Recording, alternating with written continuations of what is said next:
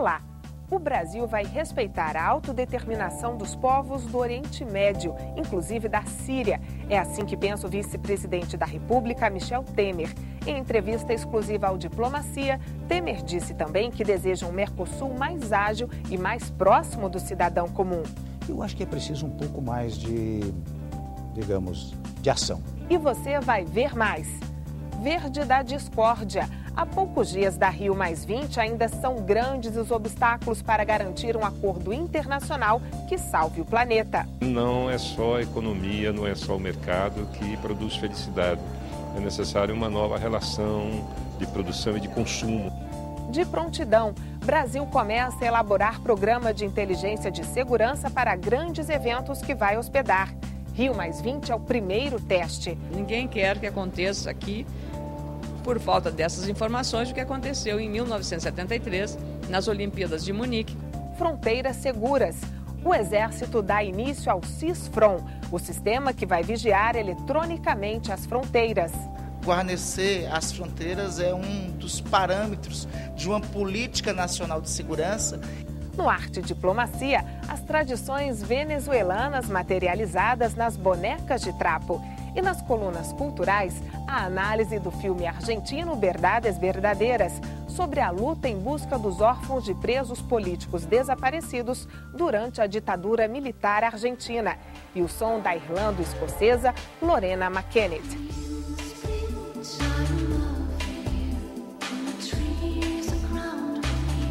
E ao longo do programa você acompanha um ensaio fotográfico de Maurício Miller sobre a Croácia.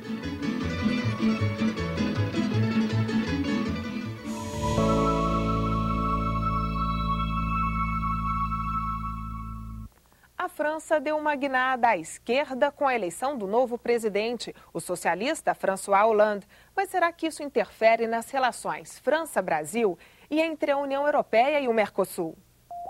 O novo presidente francês propõe reduzir os cortes no orçamento para estimular a economia. Quer aumentar o número de empregos e diminuir a desigualdade social. A semelhança de objetivos pode aproximar os governos francês e brasileiro. Eu acredito que se quebra um pouco aquela visão dogmática de que se deve enfrentar a crise pelo corte de programas sociais, pela redução de gastos públicos, que o Brasil já provou que isso não corresponde exatamente à realidade. Então, pode abrir um espaço para uma aproximação maior entre os dois países. Brasil e França haviam se distanciado na gestão da presidente Dilma Rousseff. O Brasil adiou a compra de 36 caças para a Força Aérea e divergiu dos franceses na intervenção militar na Líbia e na solução para acabar com a violência na Síria. Dilma, que ainda não visitou a França, já manifestou simpatia pelas ideias de Hollande e ele confirmou presença na Rio+20, a Conferência da ONU sobre Desenvolvimento Sustentável. Pode ser que exista uma química melhor entre os presidentes. Isso é algo muito peculiar e não diz respeito propriamente à orientação ideológica do presidente. Todos nós nos lembramos, por exemplo, do presidente Lula e do presidente Bush, que se davam maravilhosamente, embora as pessoas dissessem, olha, eles são muito diferentes, vêm de partidos com orientações muito distintas, etc. Penso que ideologicamente as afinidades serão maiores. A diferença é essa, por afinidade ideológica. Mas isso também não tem grande repercussão sobre as relações econômicas e comerciais e também diplomáticas. Apenas, talvez, a química da relação entre o presidente francês e a presidenta Dilma seja melhor nesse aspecto. Mas em relação ao Brasil, não acredito que haja mudanças substantivas. O Brasil e a França têm uma parceria estratégica que demonstra exatamente o vigor do nosso relacionamento bilateral, a importância, a complexidade do nosso relacionamento, tanto em termos bilaterais quanto a nossa visão das questões internacionais. As relações do Brasil com a França são relações muito antigas e muito estáveis. Não há grandes contenciosos. Mas a vitória dos socialistas não deve facilitar as negociações comerciais com o velho continente. A França é um dos países da União Europeia que mais protege o setor agropecuário. Não aceita reduzir subsídios nem retirar barreiras alfandegárias à entrada de produtos mais baratos vindos dos países emergentes. O governo socialista pode ampliar o protecionismo comercial e continuar emperrando as negociações para liberalizar o mercado internacional e para um acordo comercial entre o Mercosul e a União Europeia. Precisamente por causa de uma atenção maior aos sindicatos, aos pequenos proprietários rurais e assim por diante, que é típica e está associada ao Partido Socialista. A negociação do Mercosul com a União Europeia é uma negociação de grande importância. O Brasil atribui a ela uma grande importância e os países europeus também, e do Mercosul. São dois grandes mercados que estarão unidos através desta negociação. Já se arrasta há muitos anos, quase mais de 10 anos. Nós estamos otimistas em que poderemos, ao final desse processo político francês e do quadro que se estabelece na Europa em geral, que possamos, a partir do segundo semestre, poder avançar nessa negociação. A Europa em crise recrudescem os protecionismos europeus sobre um setor que é muito importante para o Brasil, que é o setor do agronegócio. Nós, no Mercosul, Argentina, Uruguai, Paraguai e Brasil são altamente competitivos na área da produção agrícola, em todos os setores. A Europa não. A Rio+20, a Conferência das Nações Unidas para o Desenvolvimento Sustentável, acontece em junho.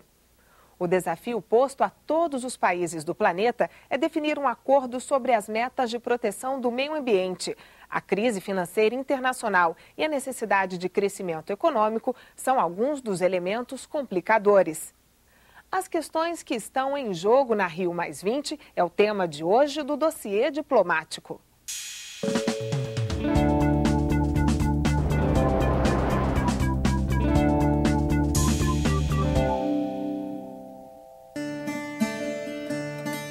Mais de 120 países representados e um público de cerca de 50 mil pessoas. É o tamanho esperado para a Rio+20, um encontro das Nações Unidas que acontece 20 anos depois da Rio 92 para discutir o desenvolvimento sustentável.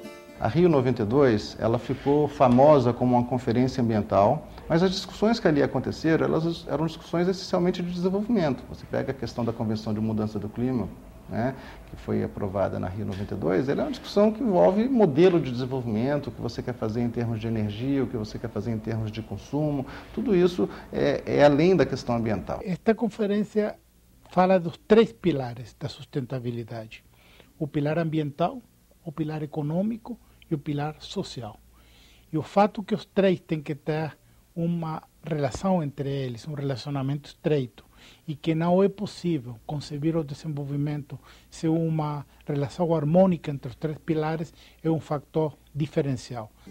Conferência de Estocolmo em 1972, Rio 92, Protocolo de Quioto em 97, Rio+10 em 2002, COP15 em 2009, Protocolo de Nagoya em 2010. O histórico de tentativas para incluir o meio ambiente e o desenvolvimento sustentável na pauta de prioridade dos governos já tem 4 décadas, mas as conquistas ainda são consideradas pequenas.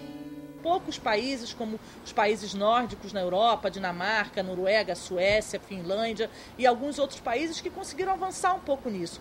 Na maior parte das vezes, os países continuam privilegiando o seu desenvolvimento econômico, independente dos impactos ambientais que isso pode trazer. Na Rio+10, em 2002, os países desenvolvidos tentaram trazer o setor privado para investir mais na sustentabilidade. Eles queriam e querem investimentos compartilhados na questão ambiental.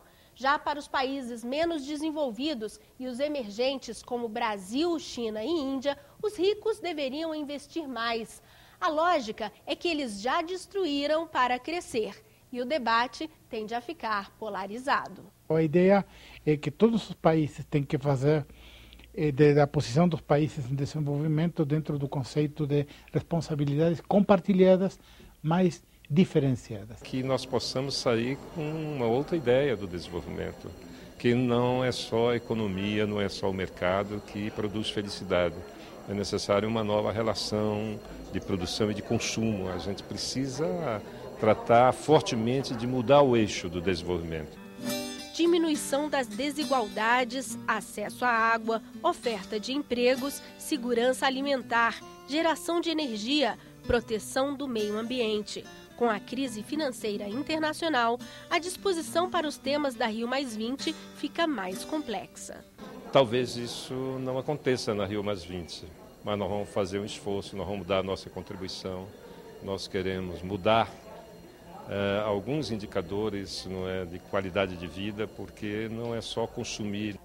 O ambiente é complexo, porque estamos no meio de uma crise financeira internacional, então é muito complexo para os países fazer compromissos globais.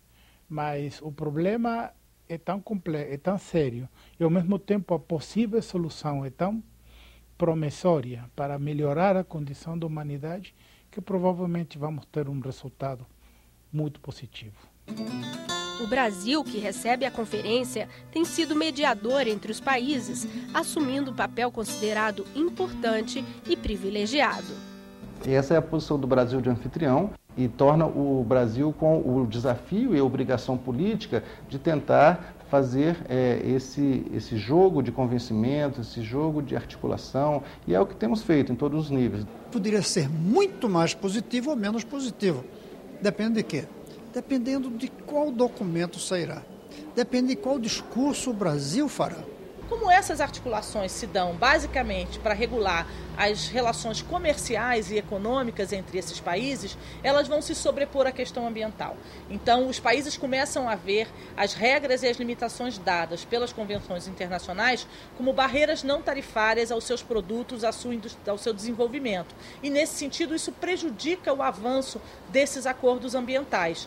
Para facilitar um acordo final em junho, os representantes dos países começam a se reunir para discutir e negociar meses antes da conferência. As rodadas de negociação estão acontecendo desde janeiro, a fim de preparar um documento que vai servir de base para a Rio+20. É o chamado Rascunho Zero.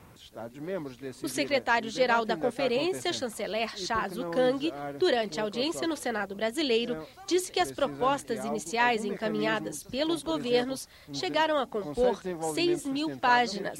Hoje, o Rascunho Zero já está com menos de 200 páginas, mas cheio de entraves. Entre eles, o de implementar a economia verde, a melhoria do bem-estar e igualdade social, associada à redução dos riscos ambientais. Os melhores resultados seriam, primeiro, a gente ter indicativos de que essa economia verde ela é uma economia que pauta a economia tradicional.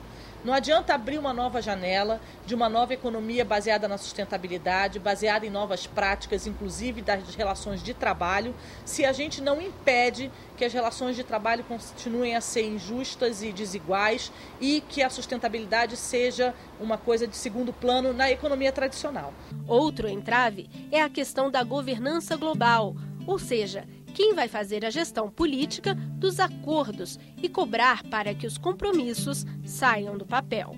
Você tem hoje o Programa das Nações Unidas para o Meio Ambiente, que é um consenso, que é um programa que não funciona. Tem que ser um mecanismo mais forte, mais seguro e que permita às Nações Unidas, de fato, exercer uma governança sobre os seus países membros, de cobrança, de fomento a que se atinjam resultados satisfatórios.